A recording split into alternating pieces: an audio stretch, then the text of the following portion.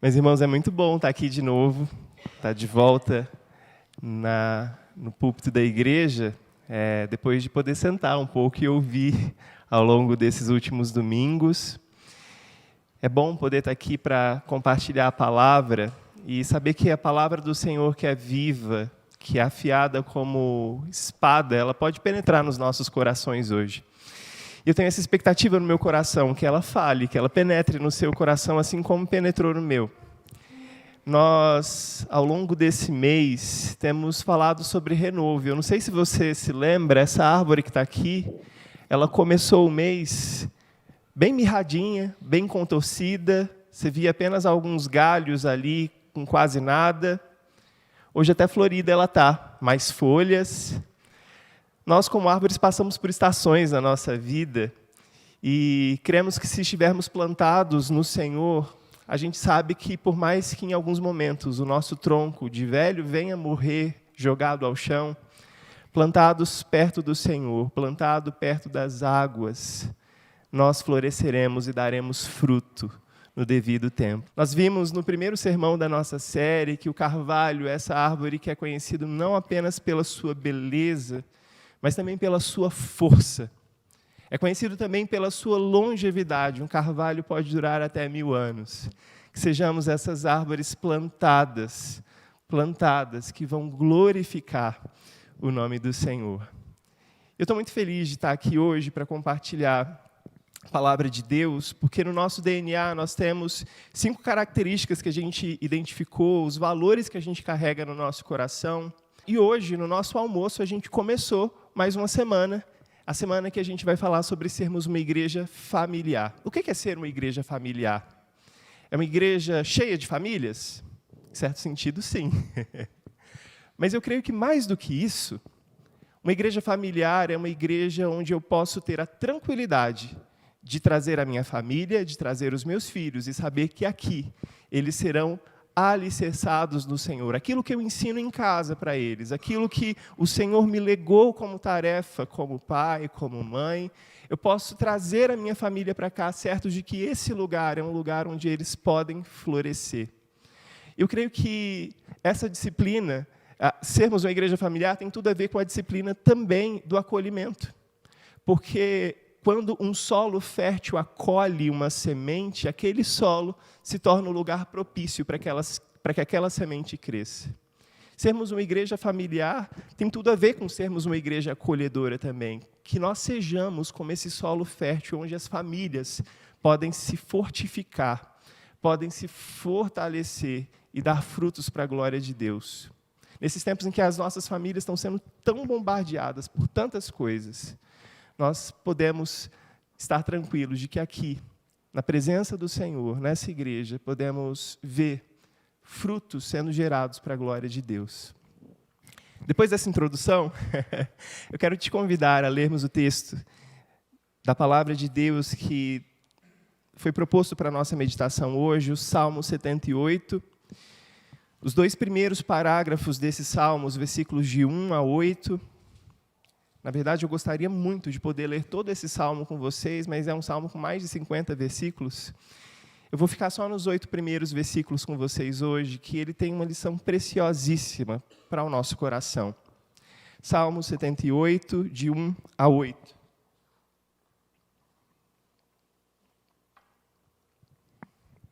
A palavra do Senhor diz assim: Escutai, povo meu, a minha lei. Prestai ouvidos às palavras da minha boca. Abrirei os lábios em parábolas e publicarei enigmas dos tempos antigos. O que ouvimos e aprendemos, o que nos contaram nossos pais, não o esconderemos a seus filhos. Contaremos à vindoura geração os louvores do Senhor e o seu poder e as maravilhas que fez. Ele, o Senhor, estabeleceu um testemunho em Jacó e instituiu uma lei em Israel e ordenou a nossos pais que os transmitissem a seus filhos, a fim de que a nova geração os conhecesse filhos que ainda hão de nascer se levantassem e, por sua vez, os referissem aos seus descendentes, para que pusessem em Deus a sua confiança e não se esquecessem dos feitos de Deus, mas lhe observassem os mandamentos. E que não fossem como seus pais, geração obstinada e rebelde, geração de coração inconstante e cujo espírito não foi fiel a Deus. Até aqui a palavra do Senhor. Feche seus olhos, vamos orar mais uma vez.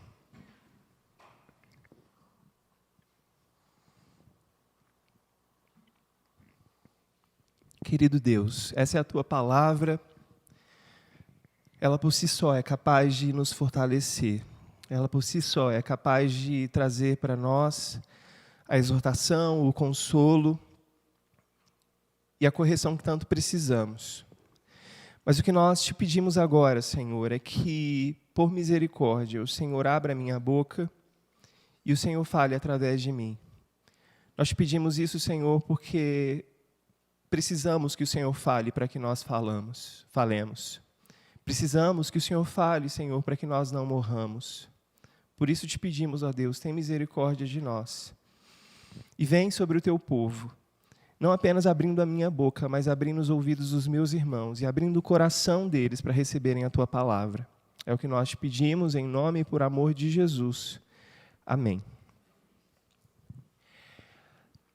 Tem uma historiadora brasileira que viveu entre 1928 e 2017, chamada Emília Viotti da Costa, que ela escreveu uma frase que ficou muito famosa entre os historiadores e todas as pessoas que tem apreço por história. A Emília, ela diz que um povo sem memória é um povo sem história. E um povo sem história está fadado a cometer no presente e no futuro os mesmos erros do passado. Termos uma noção da nossa história, termos uma noção de quem nós somos, de onde vimos, vai nos ajudar muito a não cometermos erros no nosso presente, mas também deixarmos de cometer alguns erros no futuro, porque nós temos noção daqueles que vieram antes de nós e que erraram em muitos pontos, em muitos aspectos. E seres humanos são muito cativados por histórias. Eu não sei você, mas eu nunca conheci alguém que não gostasse de uma boa contação de história. É claro, as boas histórias contadas pelos bons contadores de histórias. Eu sei que você já deve ter ouvido aquelas histórias contadas por uma pessoa muito enfadonha, aquela pessoa que é até um bom contador de história, mas estava contando uma história ruim. Ou um bom contador de história transformando uma história ruim numa história boa.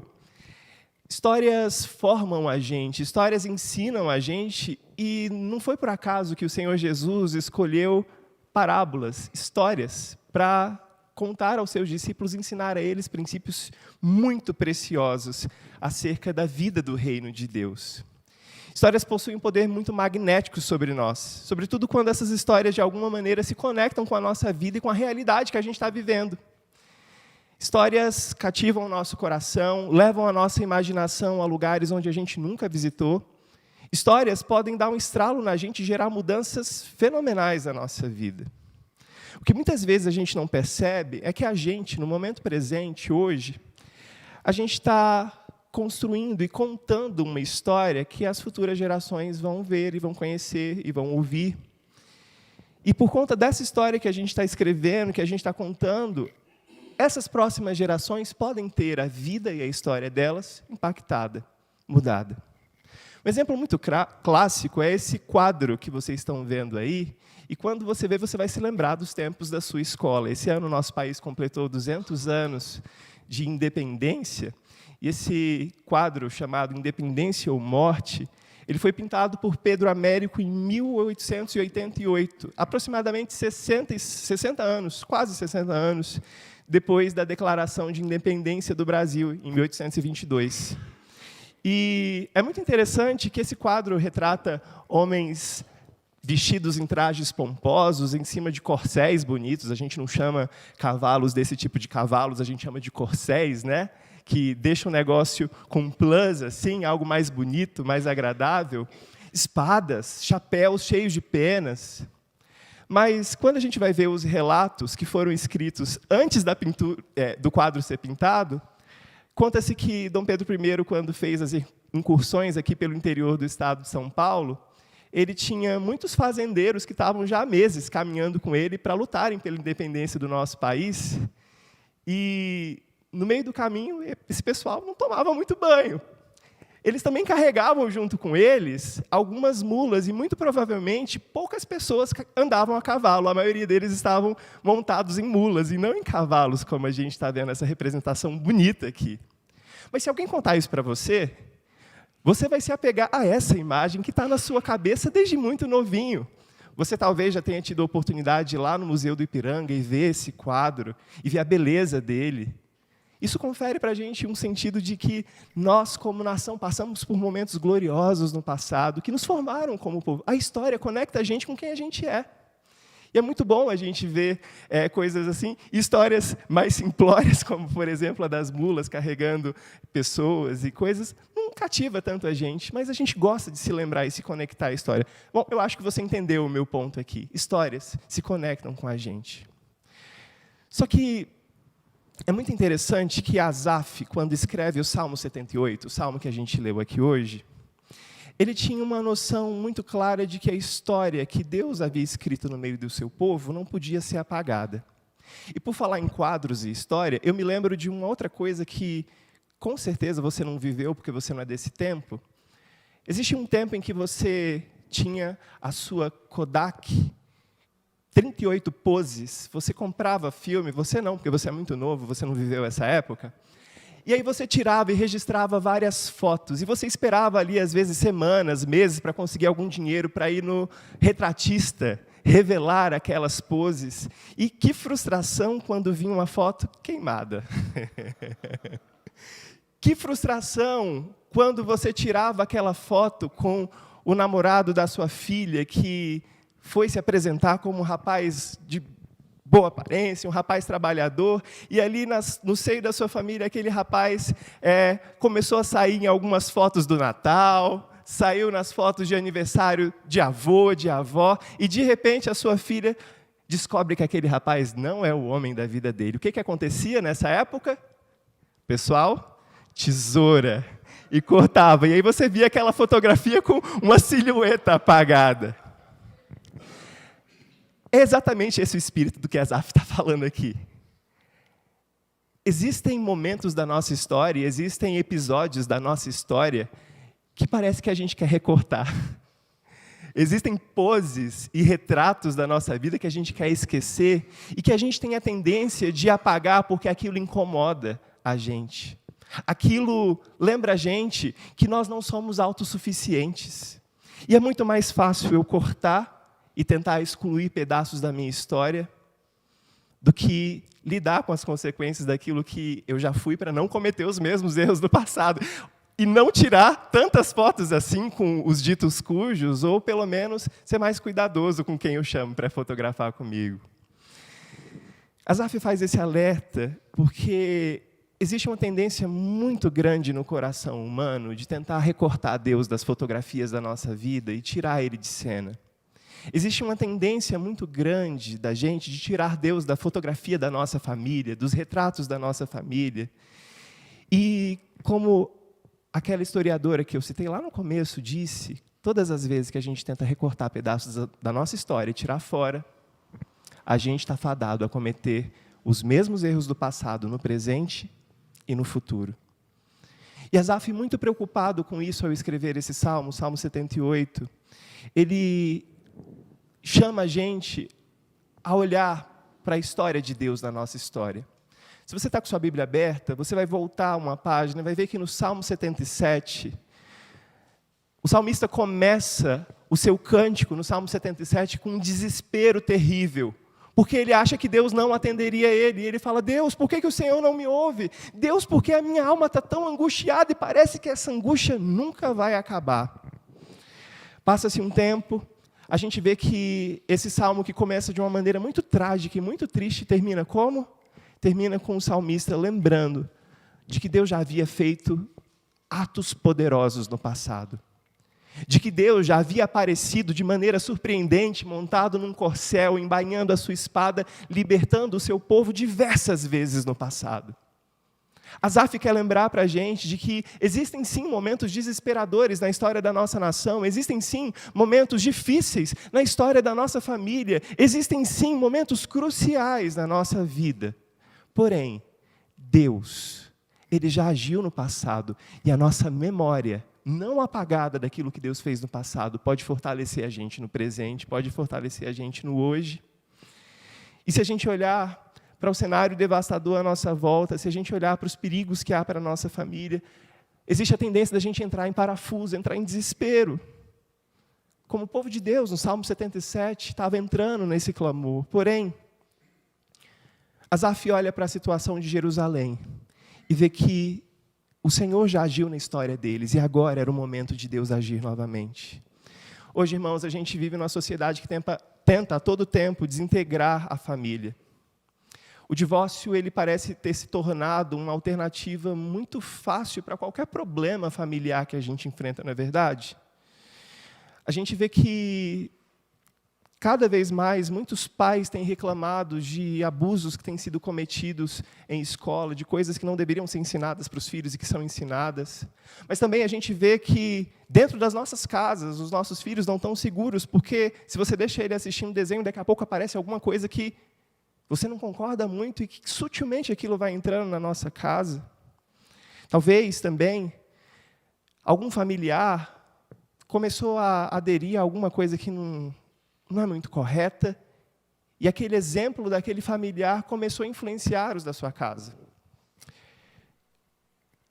Só que dificilmente a gente vai conseguir ver uma transformação na nossa casa, e a gente vai conseguir blindar e proteger os nossos filhos, se o trabalho de educação, e se o trabalho de edificação, e se o trabalho de ensino dos nossos filhos for relegado apenas a 1 hora e meia que eles passam lá em cima com as tias aos domingos. Dificilmente os nossos filhos vão ter noção da história que forma eles, se todo o ensino que eles recebem a respeito de Deus é apenas na escola dominical e no culto à noite.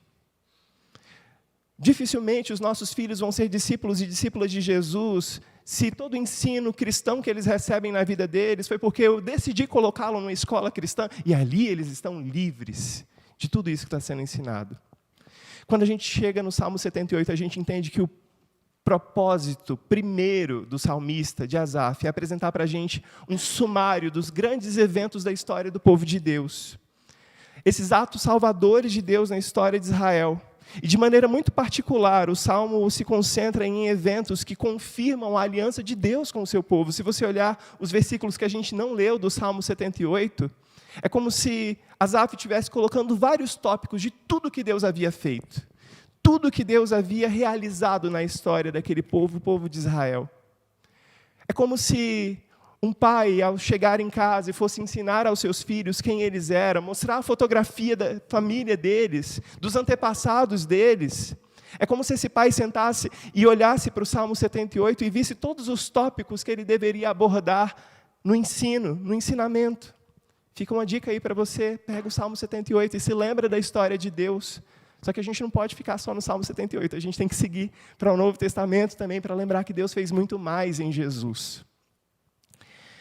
O Salmo 78 é um instrumento didático para ensinar pais. E aqui eu quero falar exclusivamente, não exclusivamente, mas sobretudo, de maneira muito especial, a vocês que são pais de filhos pequenos, vocês que já são pais de filhos criados e vocês que têm a promessa de ser pai e mãe. A gente tem bastante gente aqui com promessa. Ontem eu ouvi o pessoal falando que queria 3, 4. Eu oro e creio que em breve teremos muitas criancinhas por aqui, correndo, muito mais, né? A gente já tem algumas aqui. Mas, quando a gente se lembra da nossa história, quando a gente olha para a fotografia da família de Deus, a gente percebe que nós não somos isolados, nós não estamos soltos na história de Deus. Existe muito mais que Deus fez no passado.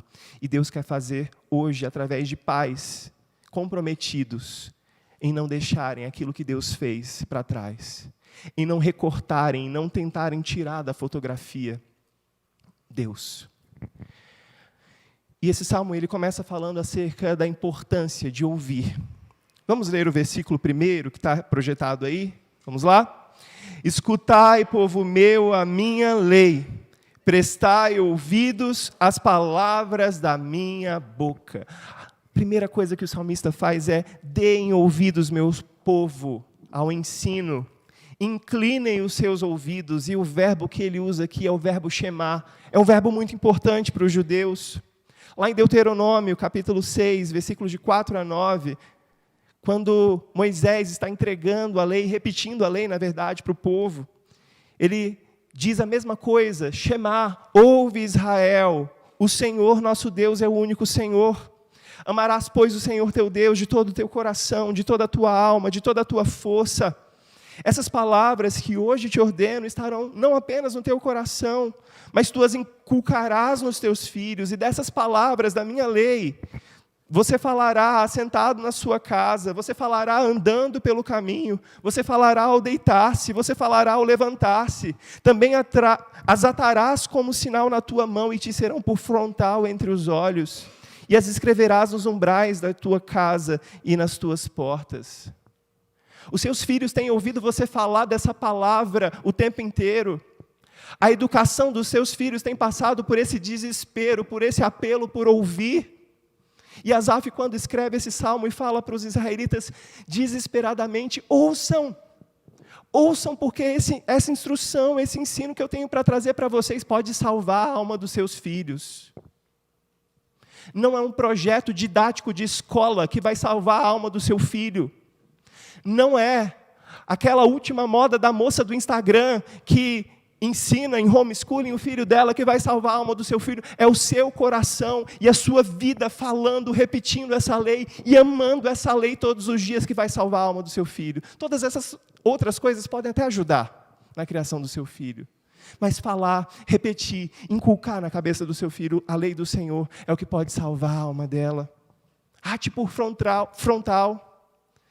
Os judeus fazem isso até hoje, começam a amarrar no braço, amarram na testa, e às vezes você já deve ter visto em algum filme. Mas o equivalente para nós não seria escrever na nossa testa, tatuar na nossa testa a palavra de Deus. Seria o meu filho olhar para a minha vida e ver a palavra refletida em mim. Olhar para a minha cara e ver o meu pai e a minha mãe vivem aquilo que eles ensinam, vivem aquilo que eles pregam. As mesmas responsabilidades que os pais israelitas tinham para com seus filhos, nós cristãos também temos, de ensinar, de falar. E o texto hebraico põe a ênfase aqui nessa questão da audição. E é muito interessante que o apóstolo Paulo, lá no Novo Testamento, vai falar novamente sobre a importância. Ele diz que a fé que pode salvar a alma dos nossos filhos, ela vem pelo ouvir, e ouvir a palavra de Deus. Dentro da sua casa, o que seu filho ouve é a palavra de Deus cantada, recitada, repetida, ou são as suas murmurações, os seus palavrões, o seu praguejar. Uma vez que Asaf adverte a gente que a gente precisa ensinar a palavra de Deus aos nossos descendentes, ele vai falar como a gente deve ensinar a palavra de Deus. De que maneira, pastor, eu devo ensinar a palavra de Deus? Vamos ler o versículo 2? Abrirei os lábios em parábolas e publicarei enigmas dos tempos antigos. Essas expressões, parábolas, enigmas, não ajudam muito a gente no português, que parece que a gente está falando de contos da carochinha, né? De histórias. Mas o sentido para os judeus de parábolas e de enigmas são muito mais profundos do que a gente pode entender no nosso idioma. Parábola é como se fosse uma passagem didática mais longa, como quando uma história está sendo contada acerca de algum indivíduo que viveu no passado, ou de um grupo que viveu no passado, e no final daquela história existe uma moral.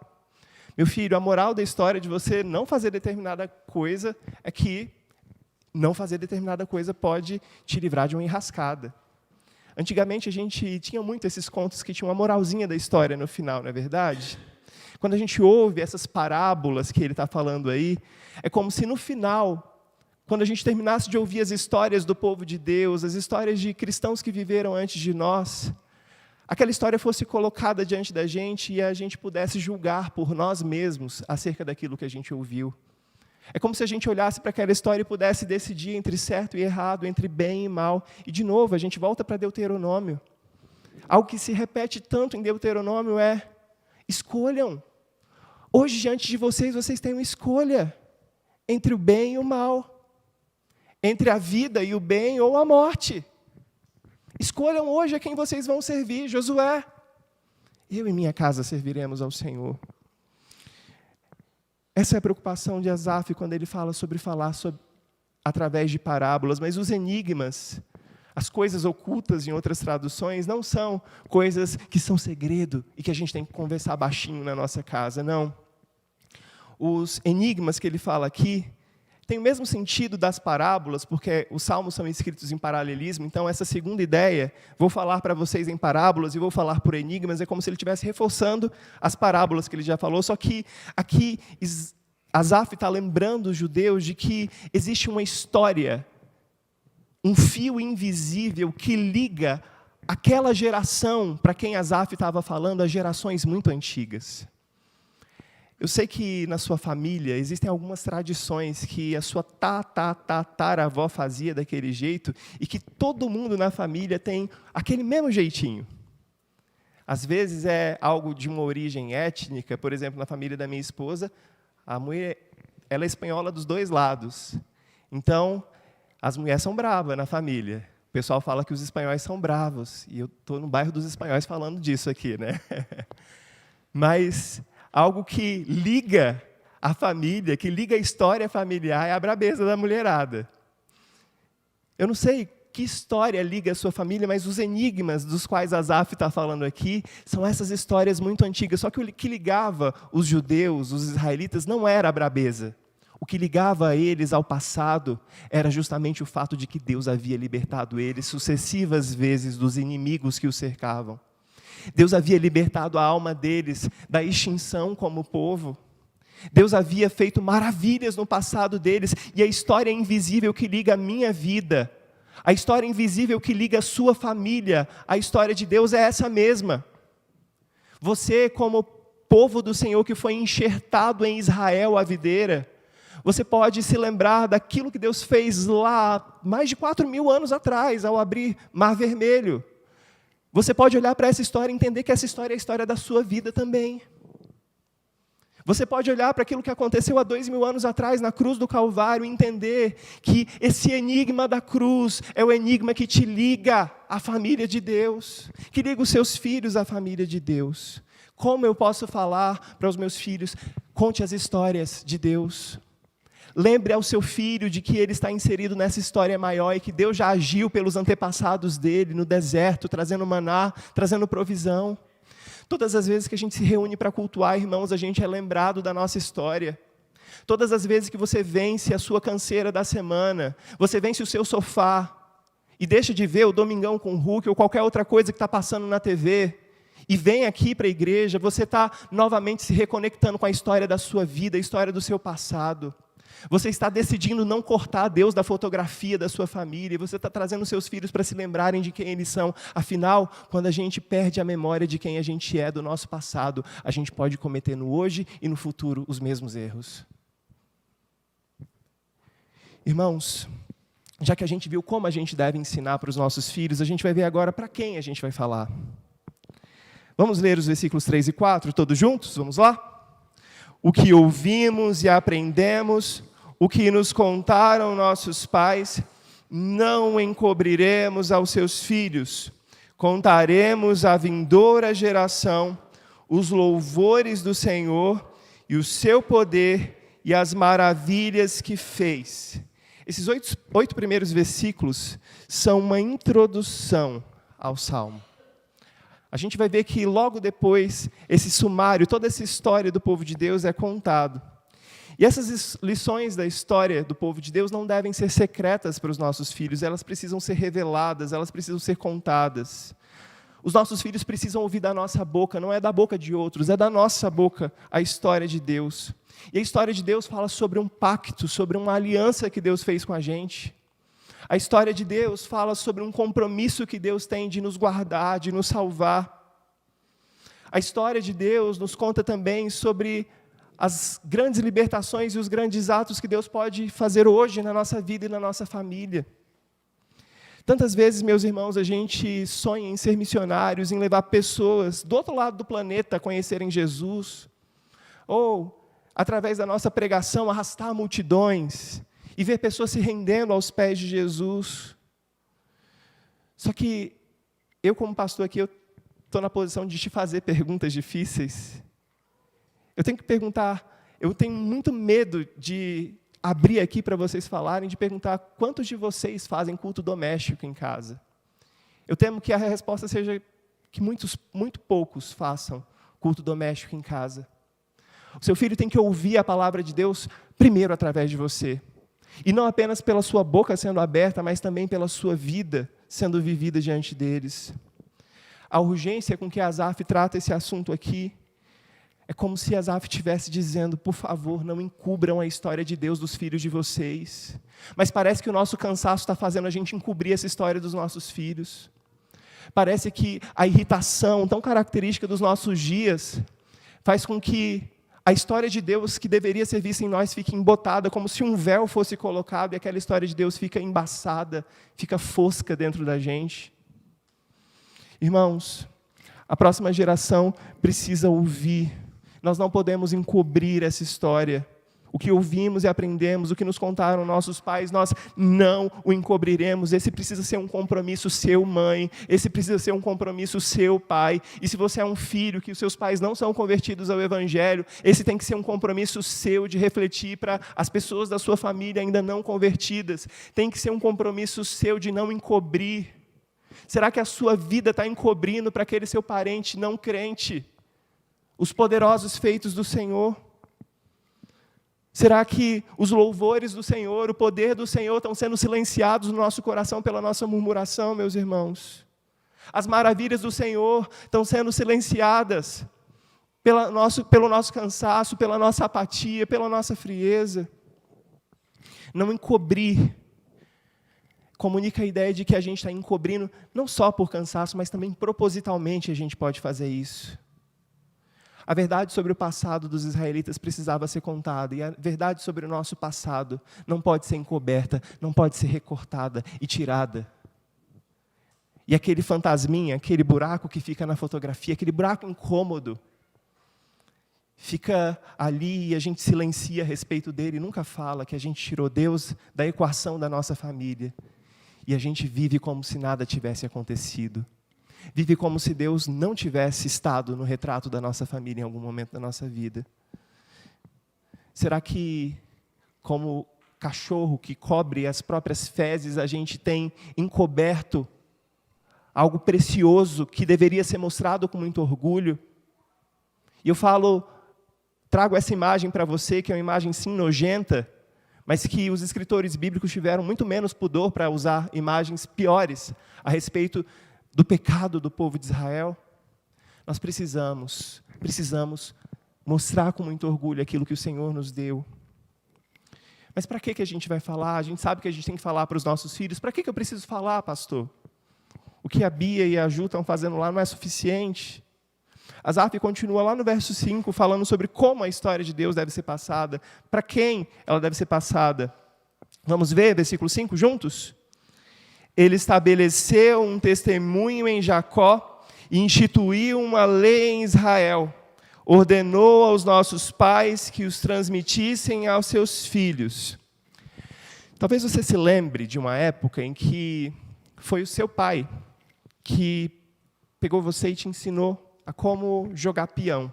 E eu sei que tem um monte de gente aqui que não vai saber o que é isso também, que é o pessoal que já brinca com um brinquedo de plástico, né?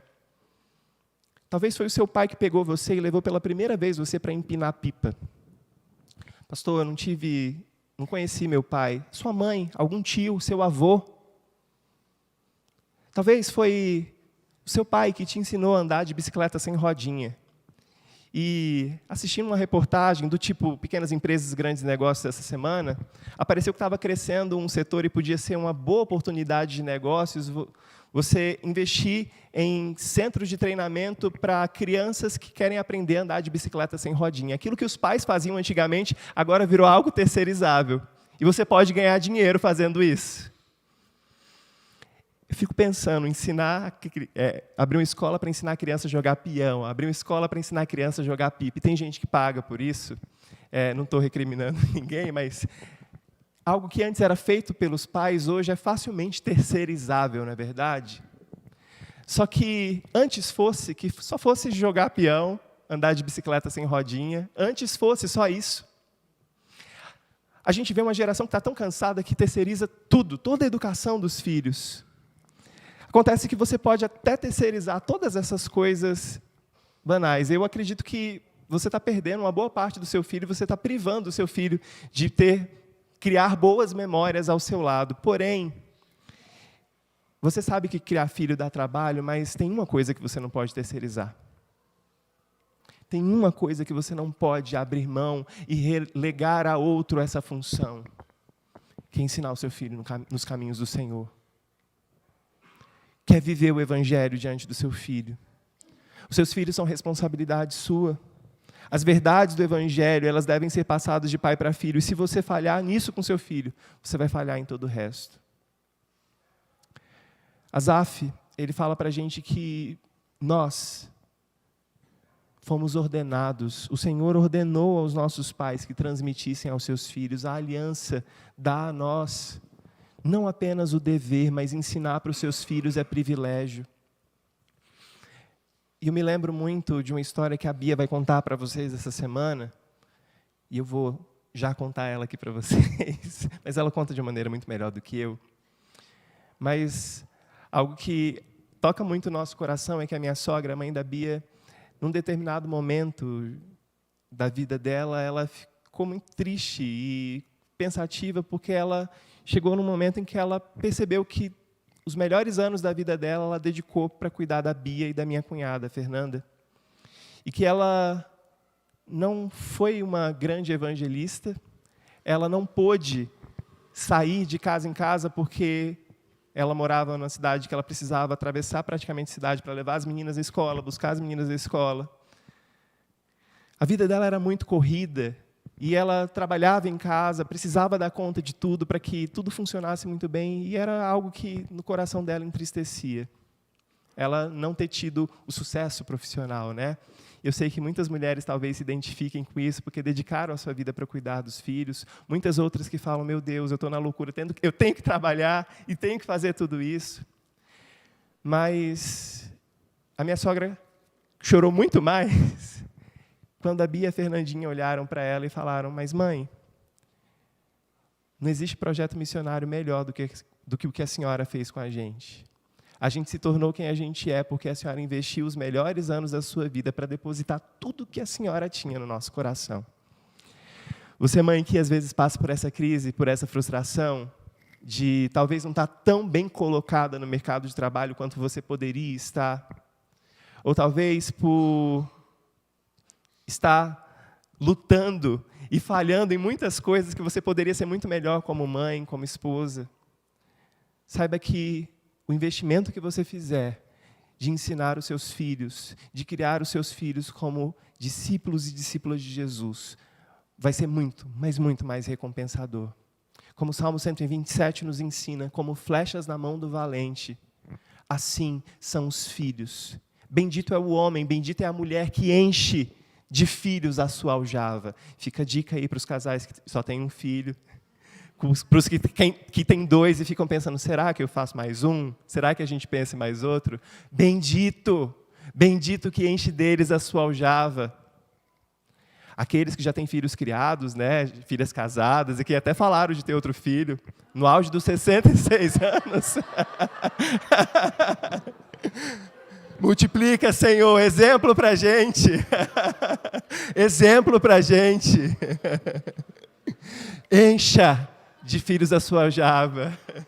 E se Deus te deu só um, se Deus te deu só dois, faça deles flechas que acertem o alvo direito.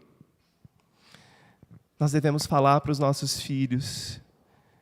Nós devemos ensinar, você é avô, você é avó, você é tia. Os avós têm mais chance ainda, né? Se você tem 2 filhos, se cada um dos seus filhos te der 2 netinhos, você tem 4 flechinhas aí para afiar. Não deixem para outras pessoas, é uma responsabilidade de vocês, é um privilégio, é um presente do Senhor. Para quem eu vou falar? É para o mundo? Pode até ser. Pode até ser que a voz da Valéria alcance muitas pessoas, como tem alcançado hoje. Mas se a Valéria for bem-sucedida na criação do Gabriel, ela vai ter cumprido a missão dela. E às vezes a gente manda para o mundo. Eu sei que coração de mãe, né, Sônia? Fica apertado com os filhos em outra cidade. Mas a gente entrega para o Senhor. E a gente confia que aquilo que a gente ensinou, que o tempo que a gente investiu, que aquilo que a gente abriu mão, vale a pena. Vale a pena. Mas para que, pastor, que a gente tem que ensinar as próximas gerações? Para que eu tenho que sofrer tanto como mãe? Para que eu tenho que chorar tanto? Porque eu sei que eu falei muito com meu filho essa semana, falei como não devia falar. E uma vez eu ouvi de um pastor experiente, que ele dizia que muitos dos pais que ele ouviu em gabinete ao longo da jornada pastoral dele, a maioria dos pais vem com frustrações, porque tem medo de que os erros deles tenham afetado irremediavelmente a vida dos filhos. E ele falou que uma das coisas mais gratificantes ao mesmo tempo no ministério é mostrar para esses pais que têm a consciência muito pesada pelos erros que cometeram, de que a graça do Senhor cobre multidão de erros.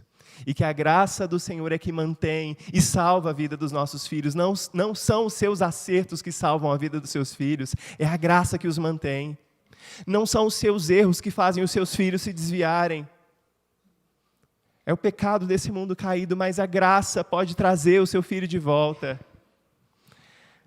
Para quem, pastor, nós vamos falar? Com que finalidade, com que propósito? Versículo 6, vamos ler juntos?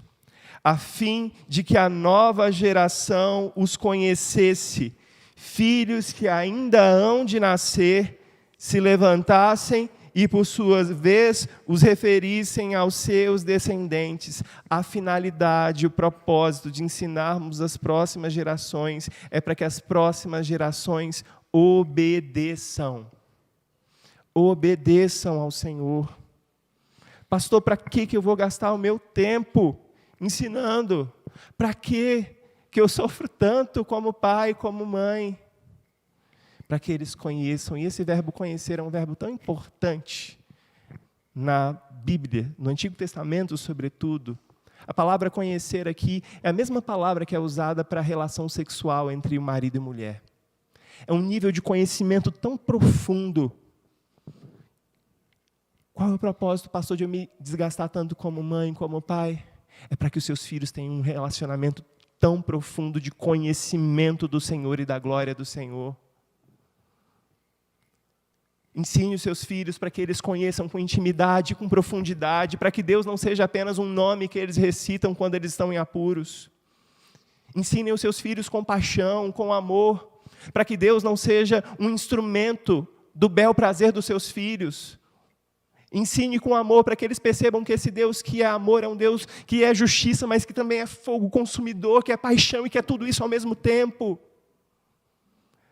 Para que os seus filhos saibam que o Deus que você serve é um Deus que não nos aceita pela metade, mas que quer nos consumir por inteiro.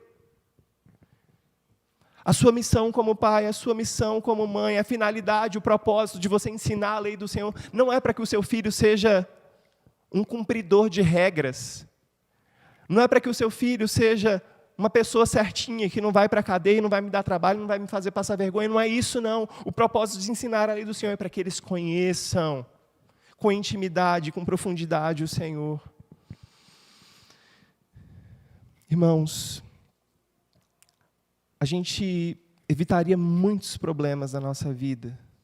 A gente evitaria muitos problemas na nossa vida se a gente se preocupasse mais em conhecer o Senhor em intimidade, fazer com que os nossos filhos conhecessem o Senhor em intimidade, do que a gente tentasse formar neles apenas meninos e meninas que fazem as coisas certas. Porque quando eu sou apaixonado pelo que é certo, eu faço com prazer, eu faço com amor. Quem tem filho pequeno, quem tem criança pequena em casa, sabe muito bem que não adianta apenas ensinar a regra. Você tem que explicar o porquê da regra. Ainda mais se ela está na fase dos porquês. São porquês sem fim.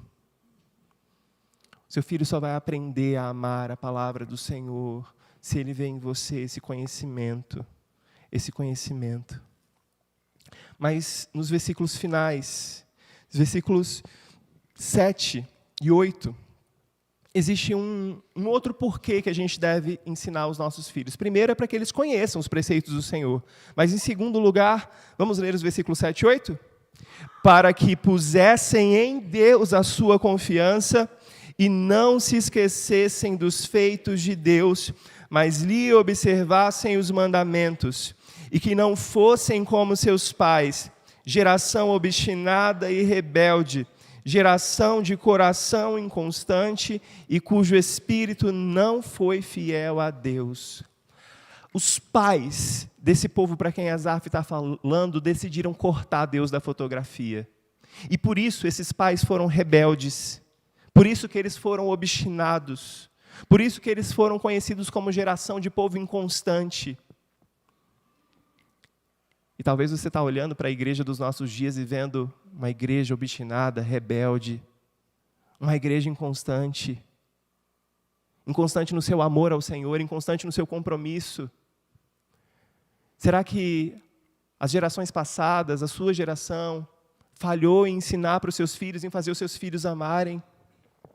Porque se a primeira coisa, a primeira finalidade da gente ensinar a lei para os nossos filhos é para que eles conheçam o Senhor, a segunda finalidade é para que a gente coloque em Deus a nossa confiança.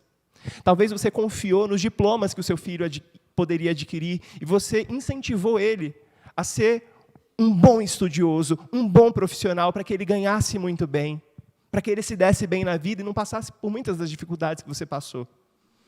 Talvez o que você incentivou fosse que o seu filho tivesse o melhor entretenimento e a melhor diversão no dia a dia.